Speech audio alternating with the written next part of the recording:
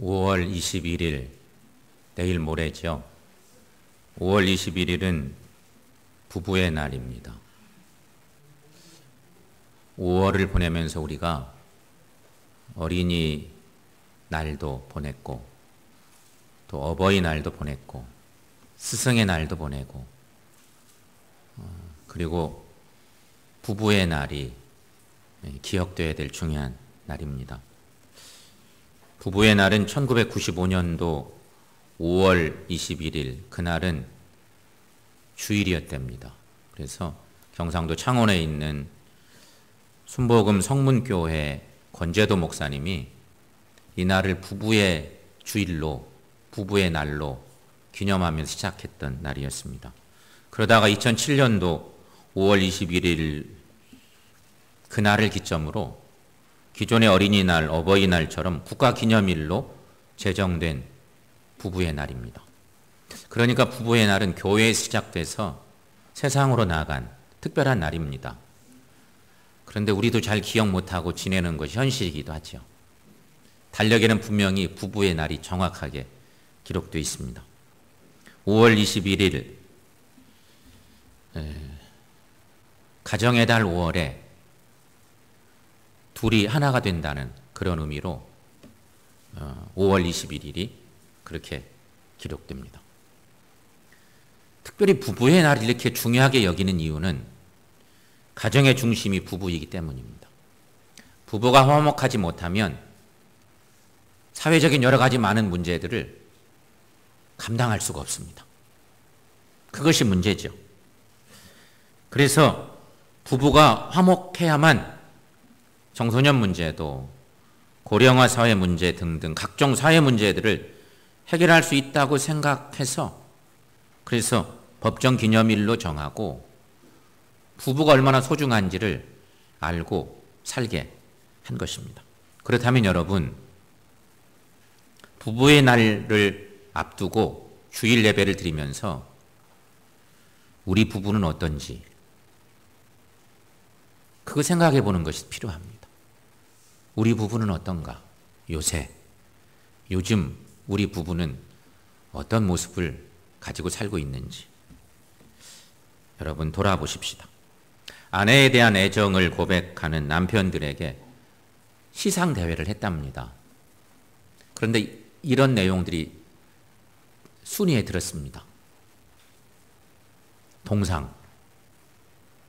아내가 나를 위해 무엇을 할지 생각하기 전에 내가 아내를 위해 무엇을 할지 먼저 생각하겠습니다. 이게 동상 작품입니다. 은상은 나는 아내를 존경한다. 고로 존재한다.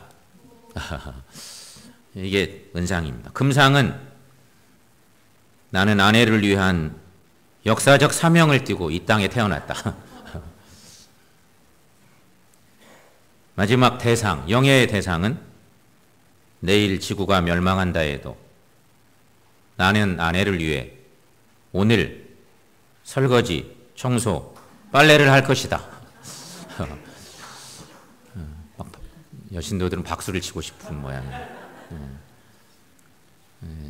아내를 사랑하는 마음으로 남편들이 적어서 낸 그런 글귀들이었습니다. 여러분,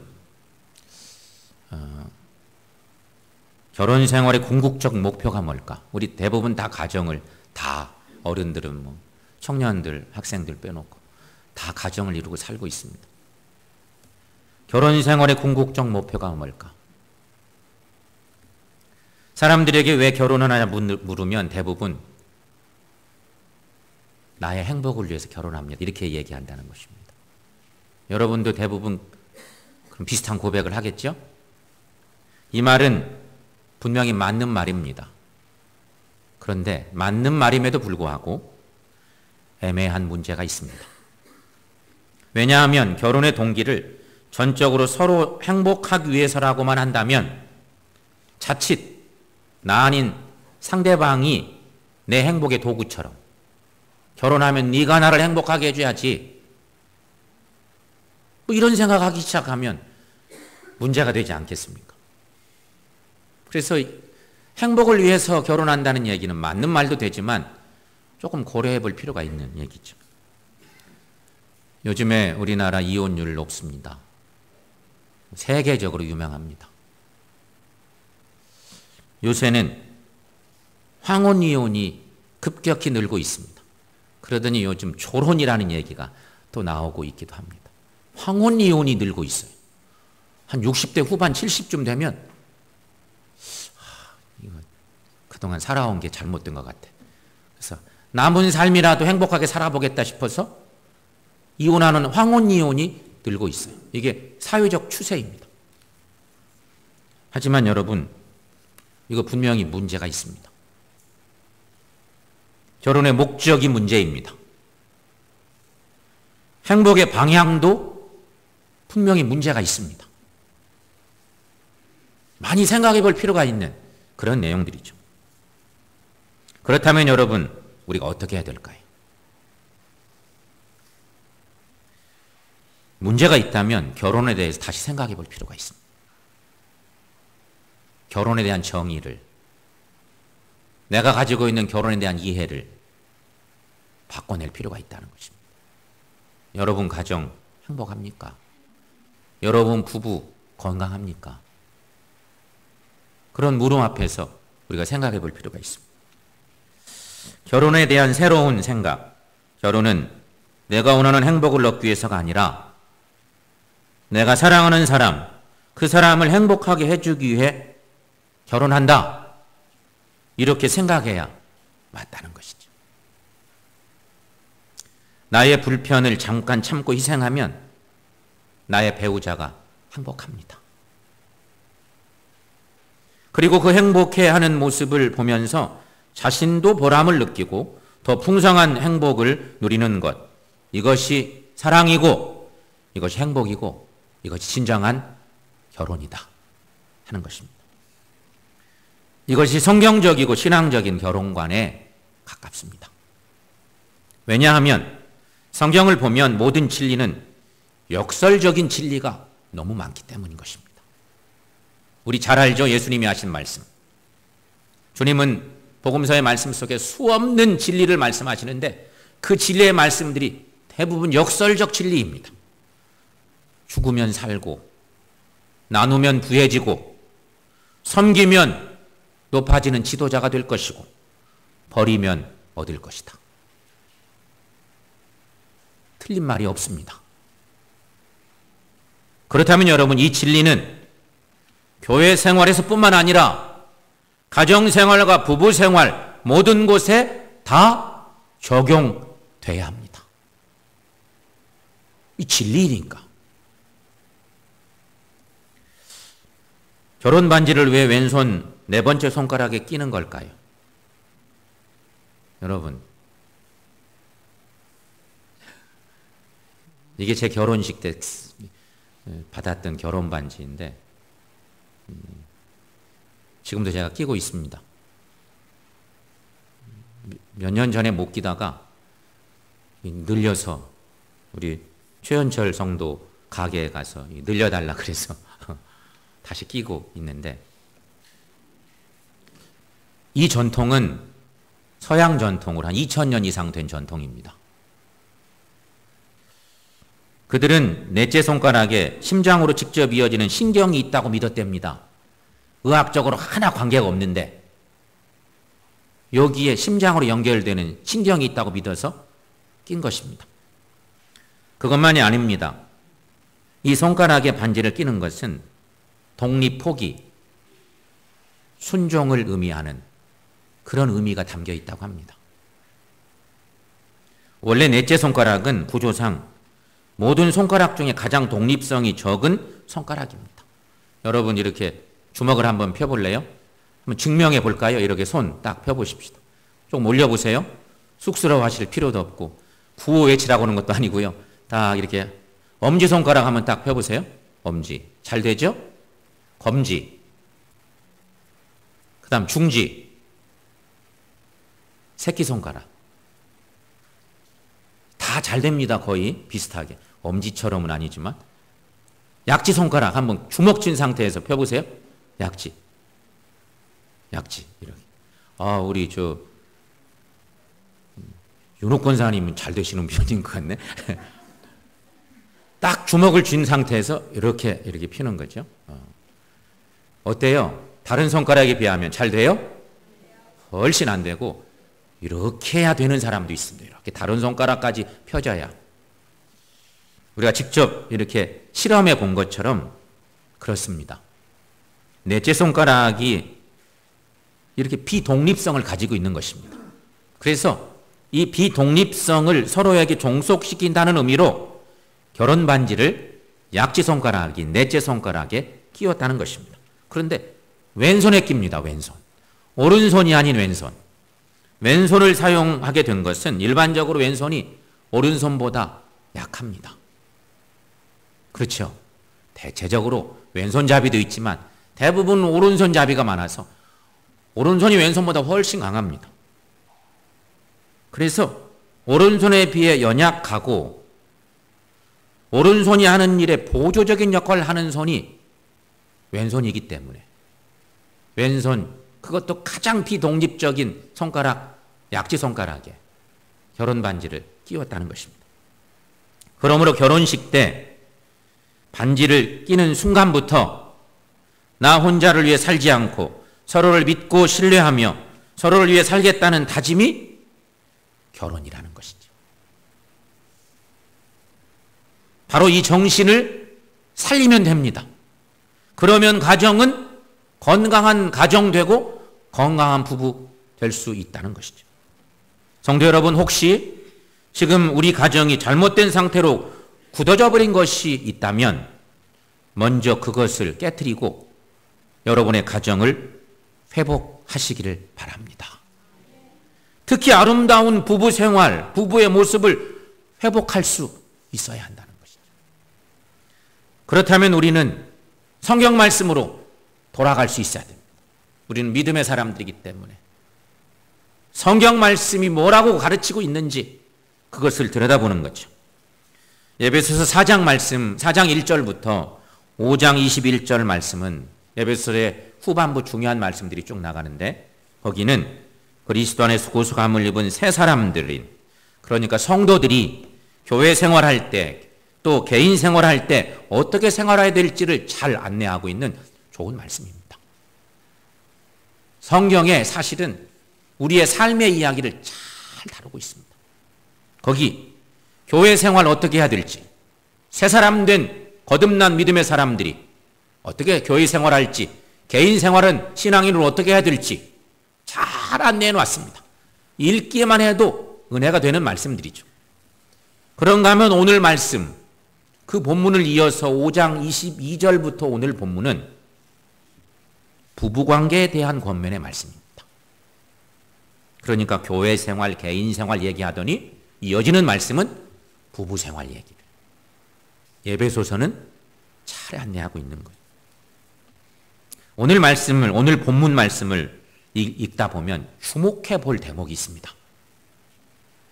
사도 바울은 말합니다. 오늘 본문에서 그리스도인의 부부관계를 설명하고 싶은 거예요. 그리스도인의 부부관계를, 건강한 부부를 뭐라고 설명할까? 바울이 택한 방법은 그리스도와 교회 관계의 비유를 들어서 부부관계를 설명합니다. 이것을 우리가 알아야 됩니다. 먼저 여러분, 바울은 하나님의 말씀을 통해서 아내들에게 주시는 말씀이 있습니다. 에베소서 5장 22절, 24절 말씀인데 여러분 여기 여성분들이 한번 이 본문 말씀 큰 소리로 읽으면서 말씀 받습니다.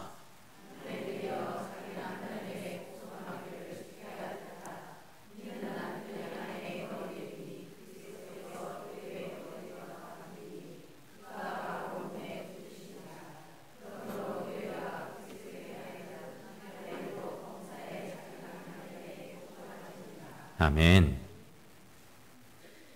이 말씀은 교회가 그리스도께 복종하듯이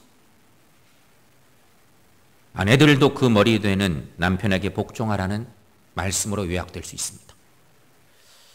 그리스도의 몸 된 교회가 그 교회의 머리 되신 예수님께 복종하는 것처럼 아내가 남편에게 그리하라 얘기입니다. 여기서 남편이 아내의 머리가 된다는 것은 여자가 남자보다 열등하다는 의미는 절대 아닙니다.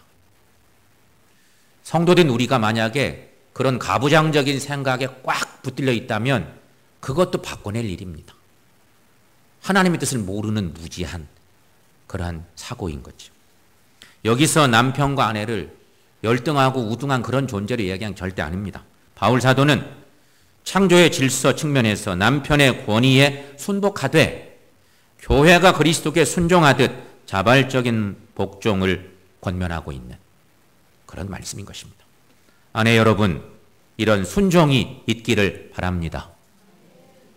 아내 여러분, 교회가 그리스도께 순종하듯이 남편을 섬기시기를 축원합니다. 다음은 남편들에게 주시는 말씀입니다. 에베소서 5장 25절부터 28절 말씀인데요. 여러분, 조금 깁니다. 이 말씀 우리 남자들이, 남신도들이 함께 읽습니다. 남편들아 아내 사랑하기를 그리스도께서 교회를 사랑하시고 그 교회를 위하여 자신을 주심같이 하라. 이는 곧 물로 씻어 말씀으로 깨끗하게 하사 거룩하게 하시고 자기 앞에 영광스러운 교회로 세우사 티나 주름 잡힌 것이나 이런 것들이 없이 거룩하고 흠이 없게 하려 하심이라. 이와 같이 남편들도 자기 아내 사랑하기를 자기 자신과 같이 할지니 자기 아내를 사랑하는 자는 자기를 사랑하는 것이라. 아멘.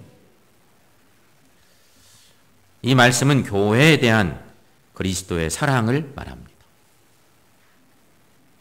즉 그리스도의 사랑은 자기의 생명까지도 내어주신 무조건적이고 헌신적이고 희생적인 사랑을 말한다는 것입니다.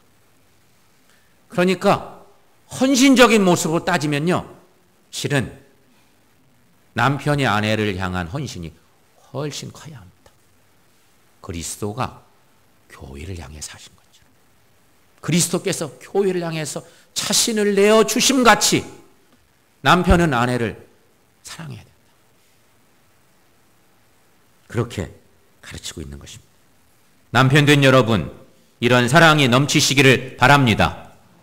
남편 여러분, 예수님께서 교회를 사랑하셨듯이 그리스도께서 교회를 향해서 자신을 내어 주심같이 아내들을 사랑하시기를 축원합니다.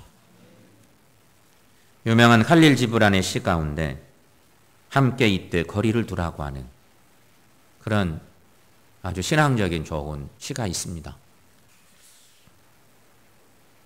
함께 이때 거리를 두라. 그래서 하늘바람이 너희 사이에서 춤추게 하라. 서로 사랑하라. 그러나 사랑으로 구속하지는 말라. 그보다 너희 혼과 혼의 두 언덕 사이에 출렁이는 바다를 놓아두라. 서로의 잔을 채워주되 한쪽의 잔만을 마시지 말라. 한쪽에 빵을 주되 서로의 빵을 주되 한쪽에 빵만을 먹지 말라.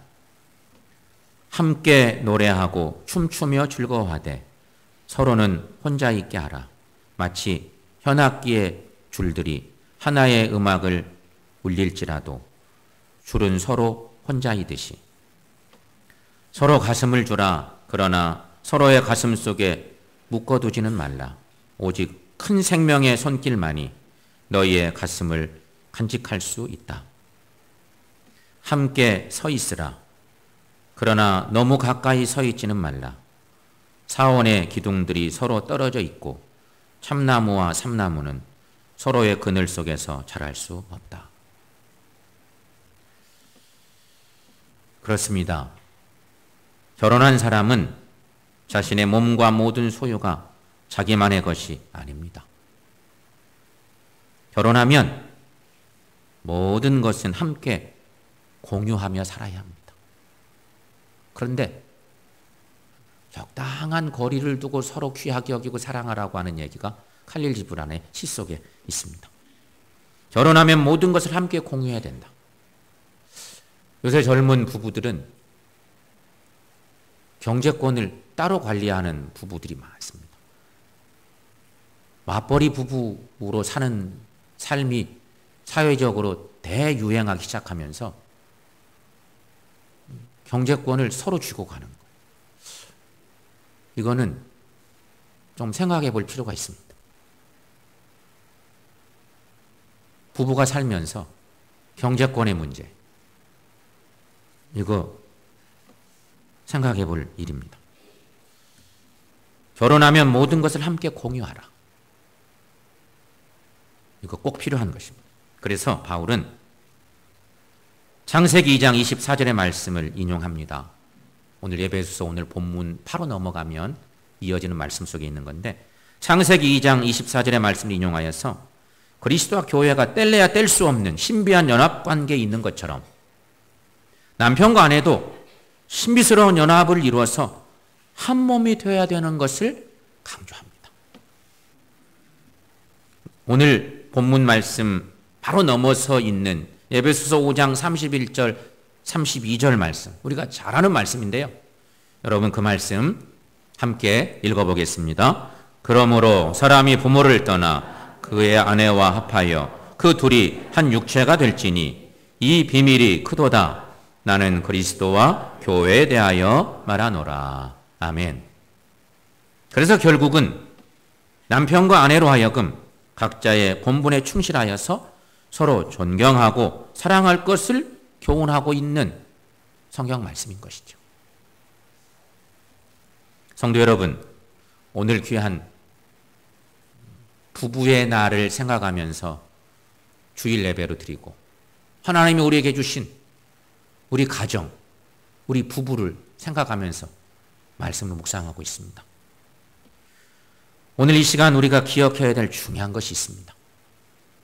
한 두 가지 정도를 생각하고 기억해야 되는데, 하나는 부부가 함께 신앙생활하는 것은 최고 잘한 일이라는 것입니다.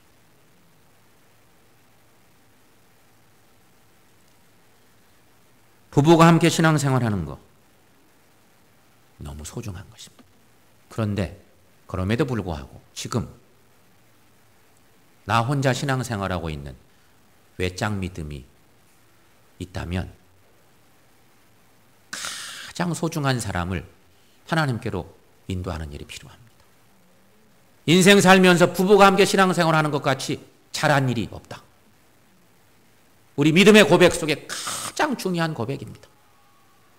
그렇게 생각하면 여러분, 사랑하는 남편을, 사랑하는 아내를 하나님 앞으로 빨리 인도해내는 우리 모두가 되셔서 건강한 가정 이루시기를 축원합니다.